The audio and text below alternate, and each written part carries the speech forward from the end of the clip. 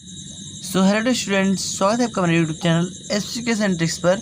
तो फ्रेंड्स, आज की इस वीडियो में देखने वाले हैं फैराडे के विद्युत अपघटन का नियम। तो फ्रेंड्स, ये बहुत इंपॉर्टेंट नियम है और जो कि बोर्ड एग्जाम में पूछता भी है। तो फ्रेंड्स, ये केमिस्ट्री का चैप्टर है, तो आज हम इसे बहुत ही शानदार तरीके से पढ़ने वाले हैं। तो अगर आप हमारे चैनल पर नए हैं तो हमारे चैनल को सब्सक्राइब कर लीजिए और साथ में बेल आइकन को प्रेस कर दीजिएगा, ताकि इस पर हम इंपॉर्टेंट वीडियोस लाते रहते हैं। तो फ्रेंड्स, चलिए वीडियो को स्टार्ट करते हैं। तो चलिए देखते हैं प्रथम नियम। तो देखिए, प्रथम नियम क्या कहता है कि विद्युत अपघट्य, ठीक है, विद्युत अपघटन की क्रिया में, ठीक है, विद्युत अपघटन क्या होता है कि जब हम उसमें, जैसे कोई विद्युत है ना, विद्युत में जब हम कोई धारा प्रवाहित करते हैं तो अवघटित हो जाते हैं, दो भागों में टूट जाते हैं, तो उसी को विद्युत अपघटन बोलता है। तो देखिए, विद्युत अपघटन की क्रिया में किसी इलेक्ट्रोड विशेष पर मुक्त अथवा एकत्रित पदार्थ का द्रव्यमान विलयन में प्रवाहित की गई धारा के मात्रा या कुल आवेश के समानुपाती होता है।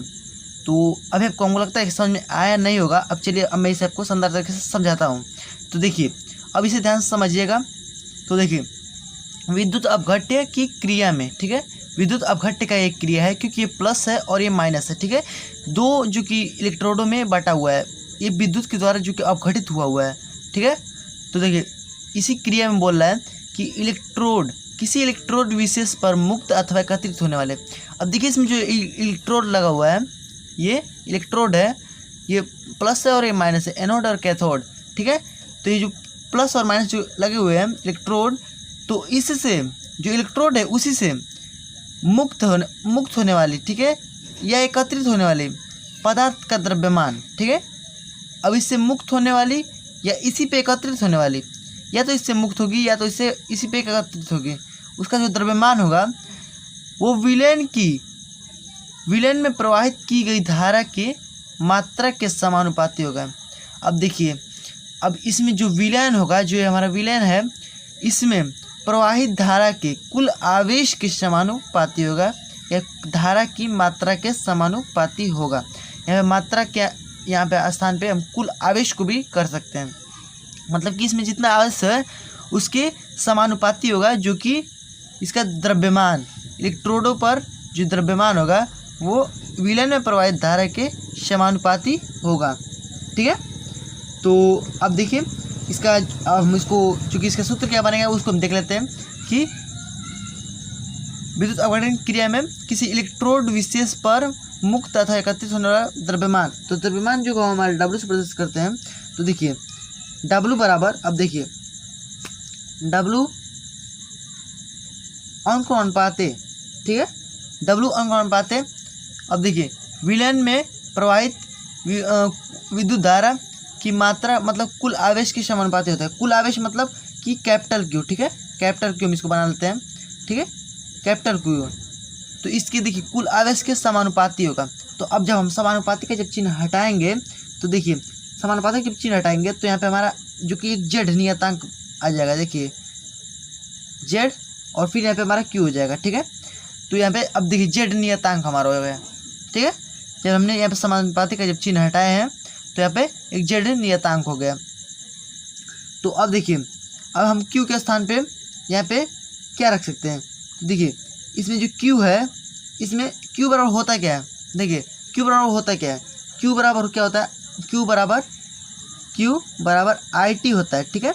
मतलब कि आवेश बराबर होता है विद्युत धारा गुणे समय, ठीक है, मतलब कि 1 सेकेंड में, ठीक है, 1 सेकेंड में जो कि विलयन में 30 समय तक प्रवाहित किए गए धारा, ठीक है। तो देखिए, अब यहाँ पे Q के स्थान पे क्या रख सकते हैं, चूँकि Q बराबर I इंटू टी, ठीक है, Q बराबर I इंटू टी। तो हम क्या लिख सकते हैं यहाँ पे कि जहाँ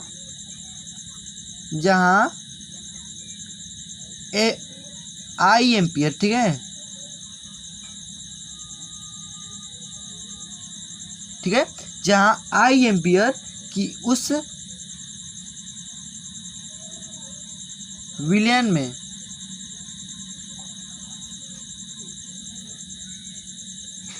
में 30 सेकेंड तक प्रवाहित विद्युत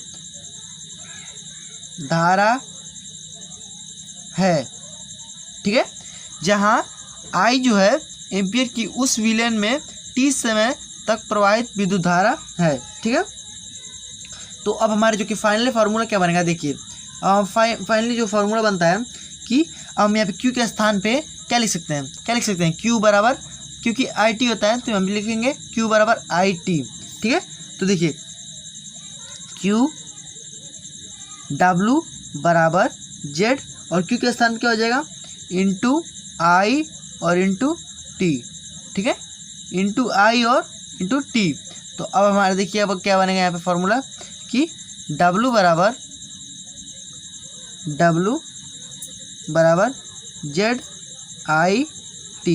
तो देखिए ये जो कि हमारा फाइनली जो कि फार्मूला बन गया है कि W बराबर ZIT। तो अब इसमें देख लेते हैं कि हमारा W क्या है, Z क्या है और I क्या है और T क्या है, ठीक है। तो देखिए जहाँ W बराबर मुक्त पदार्थ की मात्रा, मुक्त या इस पे एकत्रित पदार्थ की मात्रा, और Z बराबर हो गया विद्युत रासायनिक तुल्यांक। ये हमारा Z एक नियतांक भी है, इसका आपको मान दिया रहेगा, जब क्वेश्चन जब सॉल्व करेंगे ना तो इस पर इसका मान आपको दिया रहेगा, ठीक है। तो विद्युत रासायनिक तुल्यांक है ये, और T बराबर विद्युत धारा है हमारा, और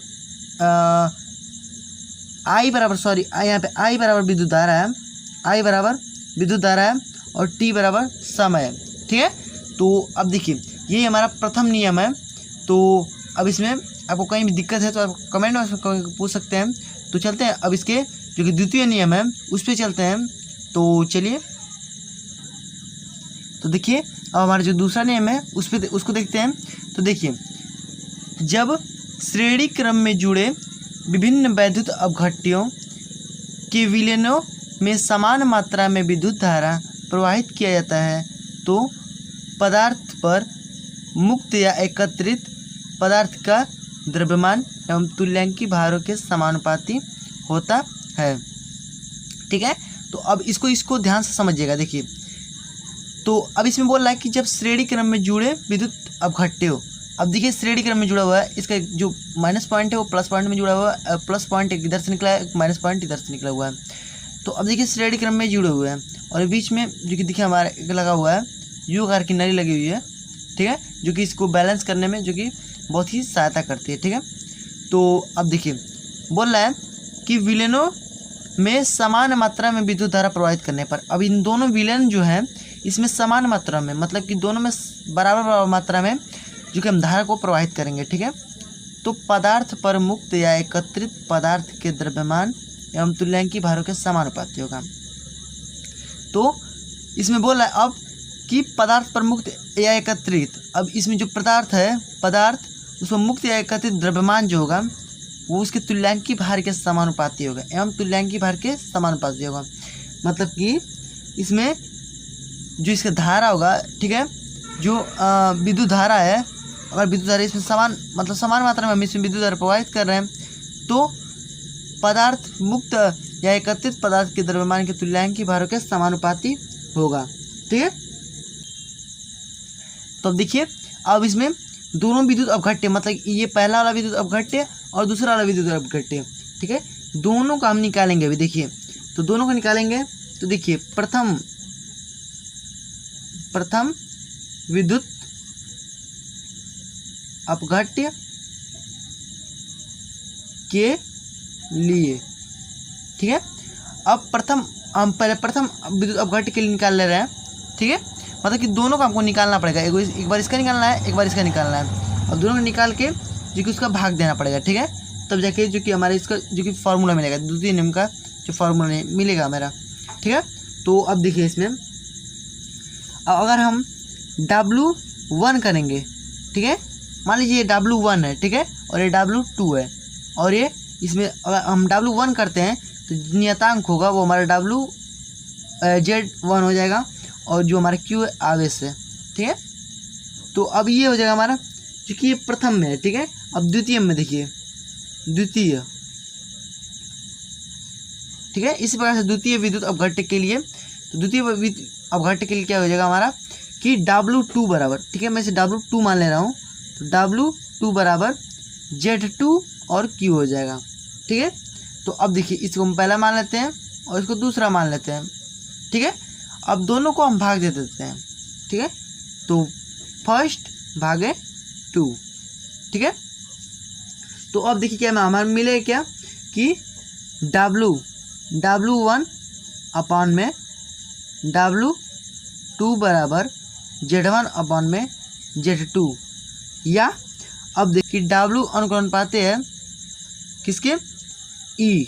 ठीक है, W अनुक्रमानुपाती E, क्योंकि हमने अभी देखा विद्युत धारा जो है वो तुल्यांक के बार के समानुपाती है। ठीक है, तो अब देखिए W अनुपात E जब करेंगे तो जब ये इसको हटाएंगे ना तो हमारे क्या हो जाएगा, W बराबर Z और E हो जाएगा। ठीक है, तो अब इसमें से अब देखिए अब हम इसको जब बढ़ाएंगे तो ये भी बढ़ेगा। ठीक है, और जब हम इसको W2 कर देंगे तो ये भी W2 हो जाएगा। तो अब देखिए अब इसके बराबर अगर हम दोनों को करेंगे तो अब इसके बटे में ये भी हो जाएगा, और इसके मतलब कि W2 अगर करेंगे तो Z और E 2 हो जाएगा, मतलब कि Z से Z हमारा कैंसिल हो जाएगा और बचे क्या हमारे केवल E1 अपान में E2, E1 अपान में E2, मतलब कि इसके बराबर ये जो हमारा है इसको भी अगर भाग देंगे ना तो ये हमारा कट जाएगा, लेकिन ये हमारा बचेगा और ये भी बचेगा। तो अब देखिए तो ये हमारा जो कि मेन फार्मूला आपका निकल के आ चुका है। देखिए कि W1 अपॉन W2 बराबर में हो जाएगा हमारा Z1 अपान में Z2 बराबर E1 अपान में E2। तो ये हमारा जो कि सबसे इम्पोर्टेंट फार्मूला है, और जो दोनों हमने जो फार्मूला अभी देखे वो बहुत इंपॉर्टेंट है, और इसी पे जो कि इस चैप्टर का जो कि अधिकतर सवाल भी इसी पे आएंगे, तो इसे आप बढ़िया तरीके से पढ़ जाइएगा, और ये जो कि बहुत इंपॉर्टेंट है बोर्ड परीक्षा के लिए। तो आई होप कि आप पूरे इसको समझ में आ गया होगा। तो अगर आपको इसमें कहीं भी दिक्कत है तो आप हमें कमेंट बॉक्स में पूछ सकते हैं। और फ्रेंड्स, आप हमारे चैनल पर नए हैं तो चैनल सब्सक्राइब करके बेल आइकन को प्रेस कर दीजिएगा, ताकि इस तरह मजेदार वीडियोस हम लाते रहते हैं। और फ्रेंड्स इस वीडियो को शेयर ज़रूर कीजिएगा, ताकि और भी जो स्टूडेंट हैं वो उन्हें भी जो कि इसके बारे में पता चले। तो मिलते हैं अगले वीडियो में, तब तक गुड बाय, जय हिंद, वंदे मातरम।